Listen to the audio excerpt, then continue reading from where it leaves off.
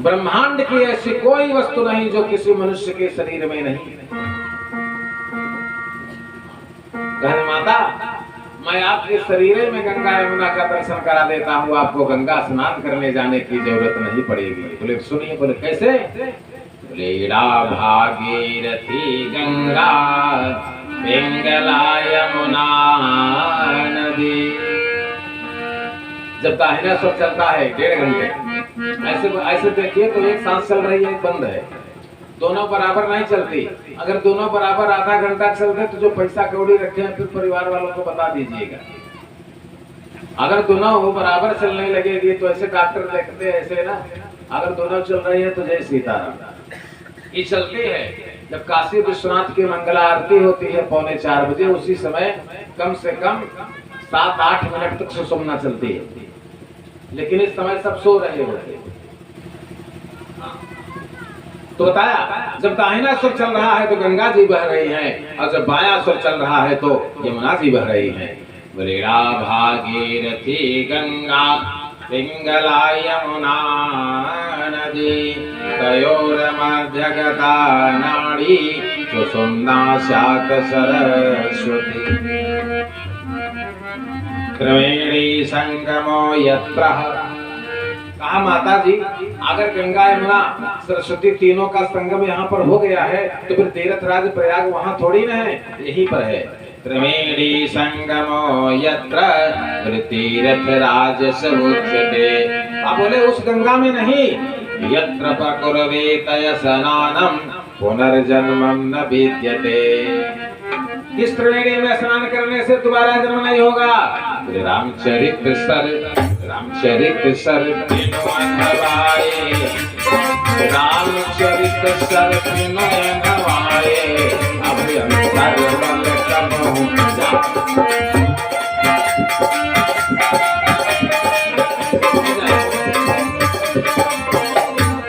सूर्य चंद्रमा देख लीजिए।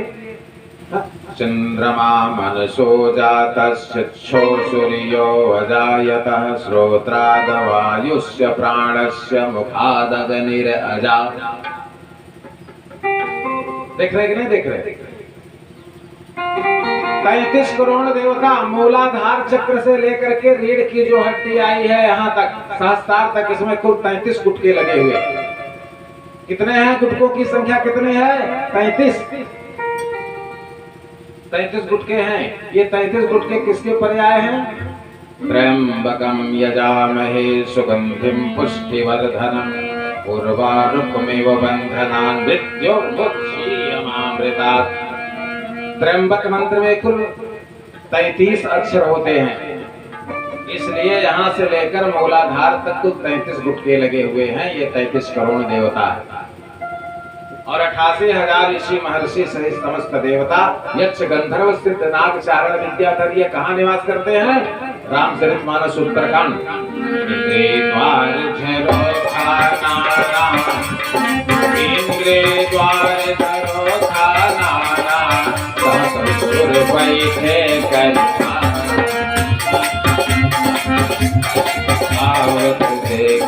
विषय बयारी तुल सही देवी कपाट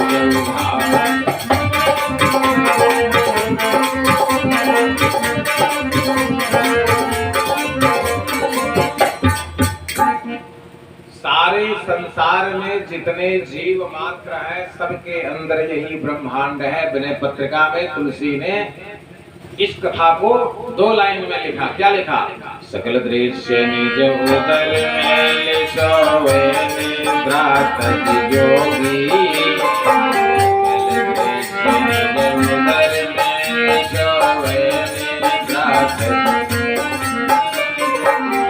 हरि पद अनुभव परम पद परम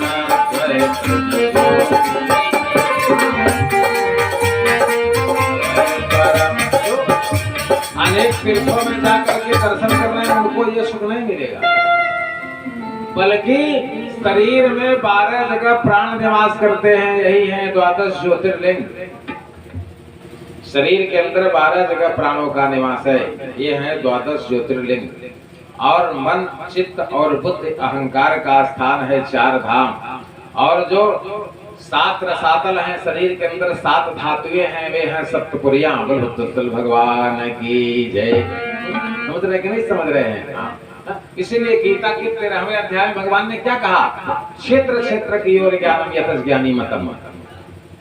इस प्रकार से महर्षि कपिल ने अपनी माता को सायुज्य भक्ति प्रदान करते हुए,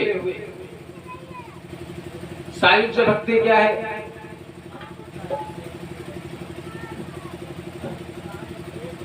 भगवान की एक भक्ति है अनपायनी।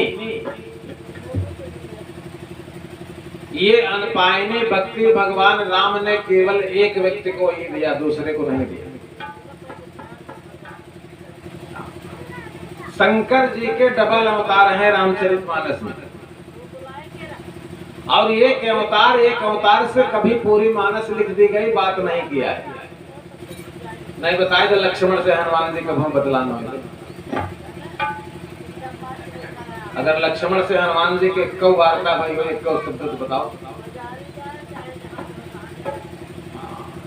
न। बात हो गई। अब हनुमान जी ने कौन सा वरदान मांगा? अब कृपाल निज भगत कामनी, अब कृपाल निज भगत कामनी, कृपा कर अब पायनी। आज जब महाराज आए यहाँ उत्तरकांड में तो पद सरोज अनपायनी, तब क्या कहा? राम रमारम नम समनम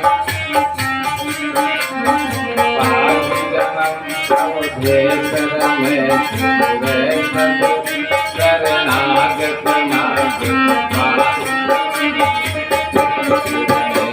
सुरेश भगो शरणागत। जब पूरी भगवान की वंदना कर ली, कहाँ तक कर ली? नहीं रागन मोहन मान मुदा, ध्यान से सुनिएगा। नहीं रागन मोहन मान मुदा, नहीं रागन मोहन मान मुदा, तिनके सम वैभवा विपुला, मान मुदा, तिनके सम वैभवा।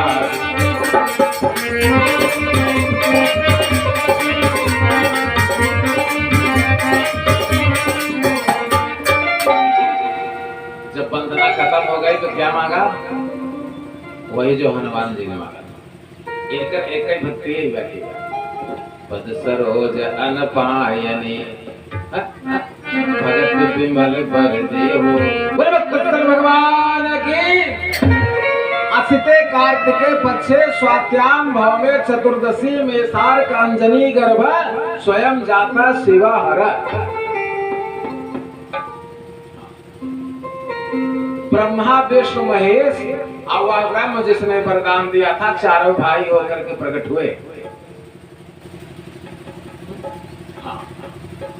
धरे नाम गुरु हृदय विचारी, करतल वेद तत्व शुद्ध चारी।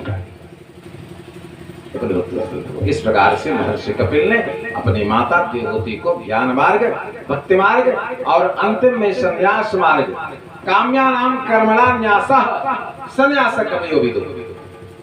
कर्मों में कर्म फल की आसक्ति छोड़ देना ही अच्छे सन्यासी के लक्षण है।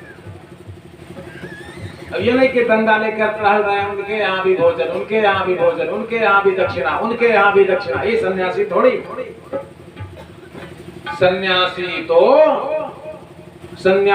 तो 5 घर भिक्षा मांगने के बाद अगर 5वें घर मिल गई तो मिल गई, नहीं तो सो जाता है। और सुनिए, सन्यासी कभी गंगा में पैर नहीं रखता। ध्यान करिए अपने बचपन। हाँ, प्रयागराज देखिए, नागा और सन्यासियों का शाही स्नान होता था, जो गंगा जी के किनारे पहुंचकर दंडवत लेटते थे और गंगा जी की ऐसे मिट्टी उठा करके लगा लेते थे। ये शाही स्नान था। ये तब सन्यासी होते थे। मास मात्रम निराहारम त्रिकालम स्नानमाचरे। लेकिन आज का सन्यासी मीडिया सहित गंगा में कूद जा रहे हैं। अब मीडिया फोटो खींच रही है कि फलाने सन्यासी नहा रहे हैं, सवेरे पेपर में टीवी में निकले। तो बाबा जी ने लिख दिया ये सन्यासी न है, ये कौन है? बोले नारी मोई ग्रह संपत्ति नासी, नारी मोई ग्रह संपत्ति नासी, मोड़ मोड़ाई भये सन्यासी।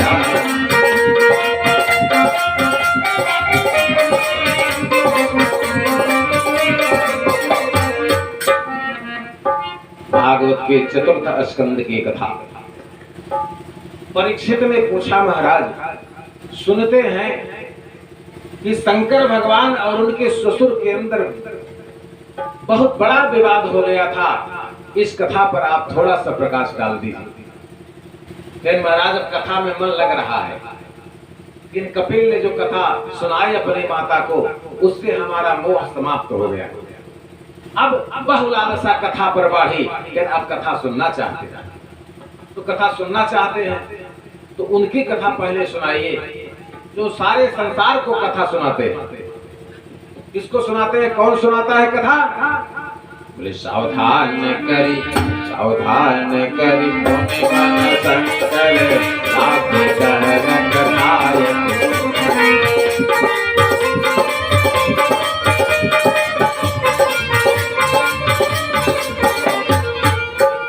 सुखदेव जी ने कहा कि ब्रह्मा ने अपने पुत्र दक्ष को जब देख लिया कि ये सब लायक हो गए हैं, तो उनको प्रजापति बना दिया। और जब प्रजापति बना रहे थे तो सभी इनवाइट थे उस यज्ञ में। शंकर भगवान भी आए थे, लेकिन एक संकट था भाई। शंकर भगवान एक तो जगत गुरु, ब्रह्मा थोड़ी ना जगत गुरु हैं। शंकर भगवान तो जगत गुरु थे ना, एक तो इनके दामाद भी थे। एक तो संसार के जगत गुरु और दूसरे इनके दक्ष के दामाद भी लगते थे। तो कम से कम आपको ऐसा करना था कि आप सोने के सिंहासन पर बैठने जा रहे थे तो अपने दामाद को कम से कम चांदी का सिंहासन तो जरूर दे देते। और जब शंकर जी नंदी से उतरे तो क्या रखा रहा? यही लंकी कुर्सी। बात समझ रहे हैं? जैसे जन साधारण बैठता है उसी को वो भी बैठे।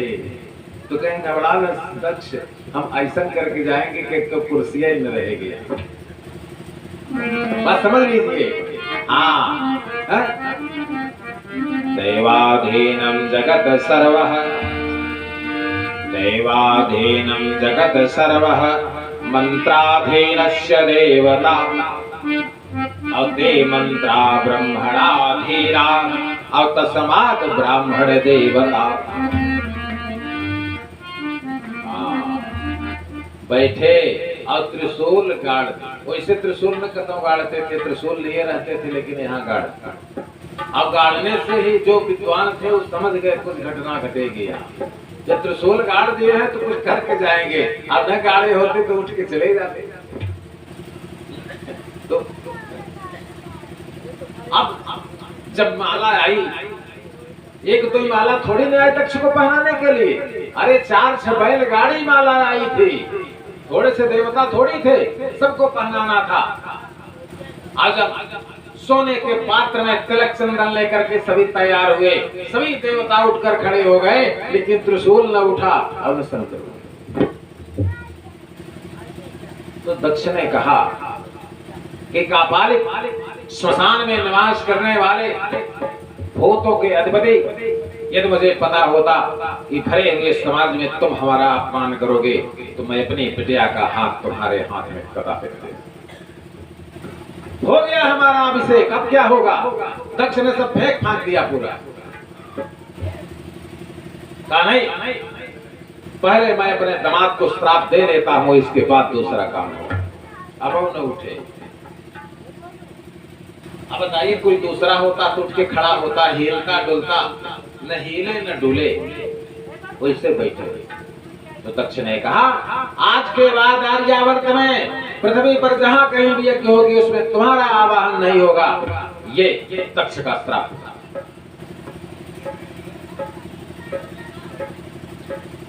अब तक दक्ष अपने सिंहासन पर बैठ गए और शंकर की निंदा हो गई थी, इसलिए 95% ऋषि महर्षि देवता वहां से 9-2-11 हो गए। केवल 5% बचे थे जिनको रसमलाई खाना था। बोले 5% हर गांव में रहते हैं भैया, अपने भगवान को मानते हैं, न यज्ञ को मानते हैं, न रामायण मानते हैं न? तो ऐसे लोग थे, वो बैठे थे, उनसे कोई मतलब न था, न शिव से, न दक्ष से, न ब्रह्मा से। उनको केवल क्या दिखाई दे रहा था? भगवान की। हाँ, और इतने में क्या हुआ, एक ऐसे ऋषि उठे और वाहनों का प्रवेश के मंडप में वर्जित था, सारे वाहन बाहर खड़े थे। इसलिए नंदीश्वर के कान में जाकर इन महोदय ने कहा, ये कौन है? ये श्रीमन नारायण, श्रीमन नारायण, नारायण नारायण, नारायण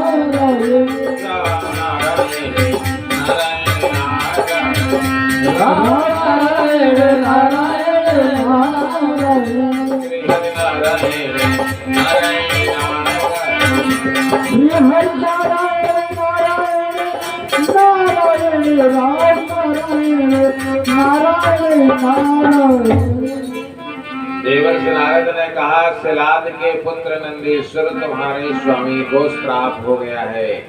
और तब क्या किया नंदीश्वर ने? विज्ञाय श्राप अगिरिशानुग्राग्रणी अवनंदीश्वर श्री सुखदेव जी ने कहा, परीक्षित, नंदीश्वर ने अपने शरीर को 100 योजन विस्तीर्ण बना लिया और ब्रह्मा की सभा को अपनी भयंकर सिंहों से बिखेरते हुए दक्ष के पास पहुंच गए। शंकर जी से नहीं पूछा और दक्ष को घोर श्राप दे दिया। दक्षस्य श्राप अबोले विषसारजदारुणम्, दक्ष को दारुण श्राप दिया। दुष्ट दक्ष, जिस पहले यज्ञ में मेरे स्वामी का वाहन नहीं होगा, उसी पहले यज्ञ में उस यज्ञ की पूर्णाहुति तुम्हारे सिर से होगी। और जो 5% बैठे थे उनकी तरफ से घुमाया, कहा, ये चान्यमोदस तदवाच्यता द्विजा। कहा, अब आप लोग जो रसमलाई खाने के लिए बैठे हो, अब हमसे खा लो। कहा, आने वाले 3-4 युगों में तुम्हारे गोत्र से संबंधित सभी ब्राह्मण, क्षत्रिय, वैश्य लहसुन, प्याज, मदिरा, मांस, मच्छी भक्षण करेंगे। और अब अच्छा द्विजा सर्वे, द्विज माने ब्राह्मण, क्षत्रिय, वैश्य, त्रिविध मुच्यते। ब्राह्मण, क्षत्रिय और वैश्य तीनों मिलकर क्या होते हैं? द्विज का श्राप देते हैं। आज के बाद से तुम्हारा परिवार गायत्री विहीन हो जाएगा। अभी देख लीजिए, ऐसे भी लोग हैं, जब संध्या का समय होता है तो बाजार में पेपर पढ़ रहे हैं। ये सबका नंदी का श्राप है। जिनके घरों के रसोई में लहसुन और प्याज, गांजा है खूब बढ़िया बढ़िया, ये सब उनका श्राप है। किसका? कि नंदी की सवारी कर, सिंधी कर धारी चले, मोरे मुंड माल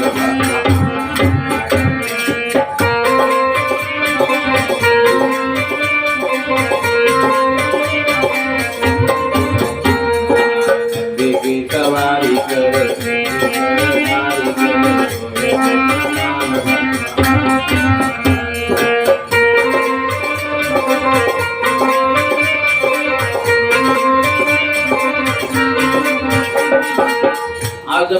जब श्राप हो गया ब्राह्मणों को, भिक्षा वित्तिस्य जीवनः, और कहा जाओ भीख मांगो।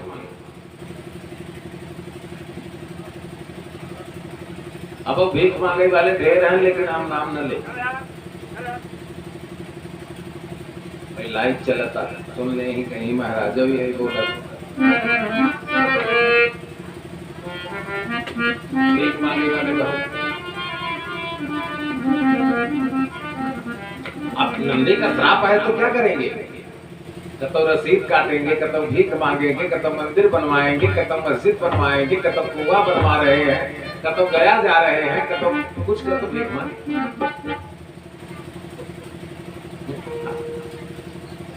इस प्रकार से तब नंदी जब भगवान के सामने गए तो शंकर भगवान ने कहा, अरे नंदी ये क्या किया?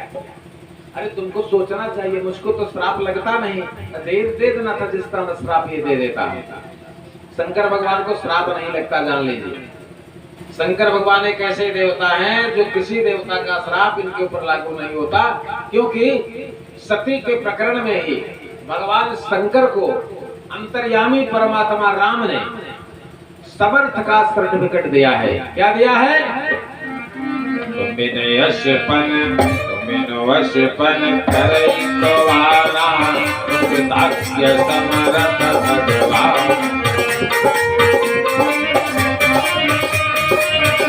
समर्थ, समर्थ कोई देवता नहीं है समर्थ, इनको क्या मिल गया?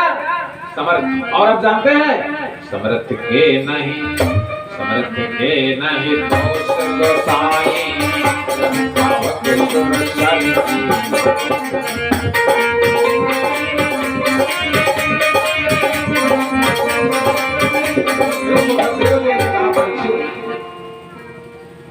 दक्ष को धधक रही थी, इसलिए कनखल में 64 कोस में 16 योजन में स्वर्ण का मंडप बना करके विश्व यज्ञ करना प्रारंभ किए और शंकर जी का न्योता काटा। और सब देवता आए, शंकर जी में आए। तो कैलाश पर्वत पर एक ऐसा वृक्ष है, आपको बता देते हैं, जिसकी ऊंचाई 100 योजन है। 100 योजन माने यहां से चर्चगेट 1200 किलोमीटर उसकी ऊंचाई है। भागवत महापुराण चतुर्थ स्कंद सत्य योजन समुत्थेद पादोन बिट पायता। यह वट वृक्ष 100 योजन लंबा है और 100 योजन चौड़ा है। उसकी एक एक डाले 1200 किलोमीटर की है। और उसी के नीचे बैठते हैं कौन? निजकर दासी, निजकर दासी नाग सारा, निजकर दासी नागर सारा, बैठे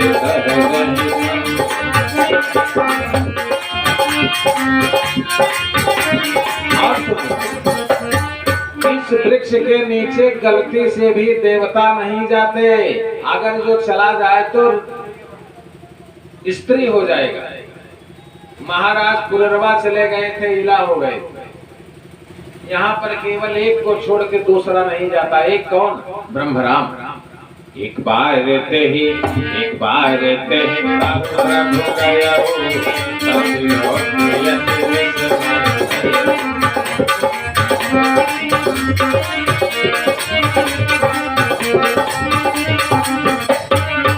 दक्ष ने कहा था, सभी देवताओं के कार्ड में लिखा था कि आप लोग आइएगा, लेकिन इस रास्ते से नहीं। कार्ड में लिखा था कि कैलाश पर जो 100 योजन का वट वृक्ष है, उसी के ऊपर से आप लोगों को आना है यहाँ हरिद्वार। यानी अपनी मृत्यु स्वयं बुला रहे हैं दक्ष। तो सारे देवता उसी मार्ग से जा रहे थे। तो सती ने पूछा, भगवान कहाँ जा रहे हैं? भगवान ने कहा, तुमसे क्या मतलब है? तुम भगवान का नाम ले रही हो कि ये पूछ रही कहाँ जा रहे थे? तो 3 बार बैठ क्या नहीं मानी तो पूछा तब शिव, पूछा तब शिव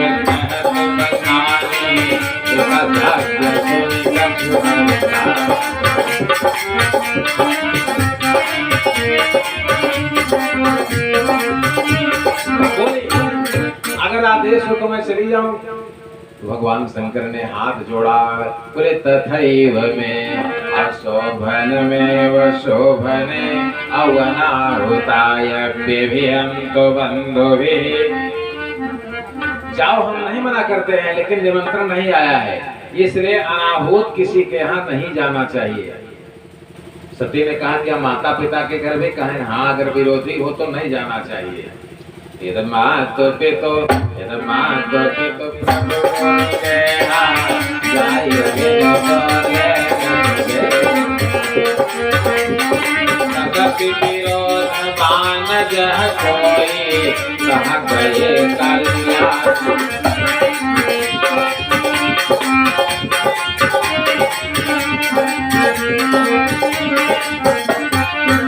सती ने ठान लिया तो ठान लिया क्योंकि सती जी इसलिए ठान लिया था कि शंकर जी जो प्रतिज्ञा किए थे वो सती की मृत्यु के लिए ही किए। तो सती को अवसर प्राप्त हो गया तो सती ने कहा मैं तो जाऊंगी, फिर रोकिए आप। बहन मैं क्यों रोकूंगा, तुम जाओ। देखते ही देखते कथा महाभागवत पुराण देखते ही देखते सती ने अपनी देह से एक छाया सती प्रस्तुत की और 41,000 सिंह जिस रथ में लदे हैं उस रथ के 5वें परकोटे पर भगवती सती की छाया बैठ गई और कहा मैं जा रही हूं अपने पिता सहित समस्त यज्ञ का विध्वंस करके तब आऊंगी और तब आपसे मिलूंगी, इस रूप में नहीं दूसरे रूप में। आई यज्ञ मंडप में, यज्ञ मंडप के पूरब दरवाजे पर सबसे पहले पूरब दरवाजे पर उत्तर और पूर्व के कोने पर गणेश भगवान का, सूर्य भगवान का स्तंभ था, उनके और दाहिने गणेश का स्तंभ था, उनके और दाहिने यमराज का स्तंभ था, उनके और दाहिने यानी दक्षिण और पूर्व के कोने पर शेषनाग निवास कर रहे थे। शेषनाग से और दाहिने यानी पश्चिम की तरफ उनके लड़के दूसरे स्कंद देवता का निवास था। ये सभी बुलाए गए थे कि शंकर के निमंत्रण कटा था। स्कंद के बाद और दाहिनी तरफ यमराज